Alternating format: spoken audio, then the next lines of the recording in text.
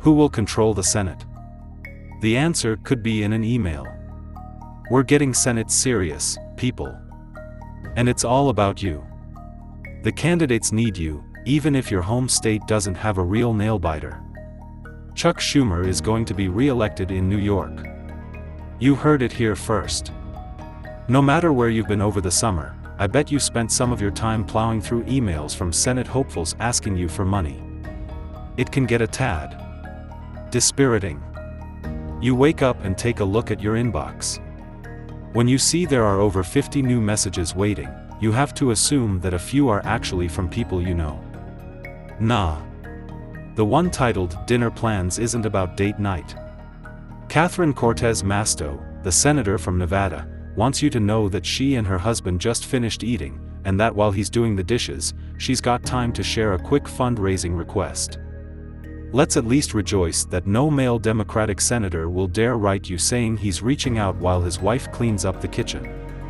Last weekend, John Fetterman, the Democratic Senate candidate in Pennsylvania, was so engrossed in the meaning of Labor Day that he announced he'd decided to celebrate by not emailing anybody on Monday. And that means we need today's fundraising to make up the difference. And when Labor Day did arrive, Fetterman A. took the day off and spent it watching Sopranos reruns. B. challenged his staff to a Wordle competition. C. wrote, "I know I said I wasn't going to email you today, but I want to share some thoughts." Yeah, I know you know I know. Val Demings, who's running for Senate in Florida, sent me way more letters in August than anyone in my family did, all about her desperate need for funds to win what sounded like a very, very, very hard-fought primary, which, it turned out, she won with 84% of the vote. Demings piled up more than $47 million, some of which she still has on hand for her race against Marco Rubio. This is not a bad thing. I'll bet her primary donors won't mind having their money used to knock off Senator Rubio, a raving foe of abortion rights who recently called the Mar-a-Lago document scandal a storage issue. Of course, despite her big haul, Demings is right back blowing the emergency whistle.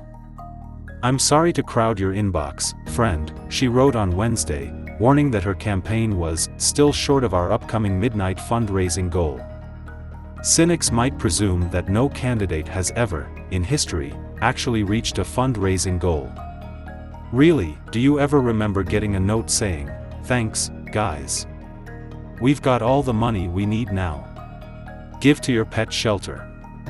You do have to feel some sympathy. Senate campaigns are wicked expensive. The question is whether you should respond to this barrage of email requests for donations. The downside, as you probably suspect, is that it will make you an even more popular target. But do you want to tell all these candidates that if they need money, they'd better go to the PACs and corporate sponsors? Come on. This is right now a kind of necessary evil, Daniel Weiner of the Brennan Center said. It's the choice between a couple of wealthy donors or grassroots fundraising. So if you're reading all the stories about the critical Senate races in places like Ohio, Wisconsin, and Pennsylvania, it's hard to tell yourself they're none of your business. We're talking about who controls the Senate, not to mention whether the nation will be spending another 2 years obsessing over the mind and mood of Joe Manchin. But it's also hard to make a donation and keep your name from being given to, or purchased by, other campaigns. As it stands, this information is just another commodity. Sure, the Federal Election Commission could limit the sale of email lists. But that's going to be a bit of an uphill battle, said Weiner, who spends a large part of his parental visits cleaning out his mother's backed-up inbox. You can get yourself off any individual candidate's list. There should be an unsubscribe option somewhere at the bottom of every plea. Or, if you're not obsessive about keeping your inbox tidy, you can just ignore the emails and let them stack up. My husband is closing in on 85,000. I'm a deleter but also a kind of collector. Some of these campaigns do have particular personalities. For instance, Tim Ryan, the Democrat Senate candidate in Ohio, is a megamailer who appears to be in a serious funk. "This is bad," began one of his recent missives, along with another announcing a huge setback. And, perhaps most distressing from the reader's side, one that promised, "This is the longest email I'll ever send you." Don't overworry, Ryan fans, he's doing better than expected in a state that's become very tough for his party.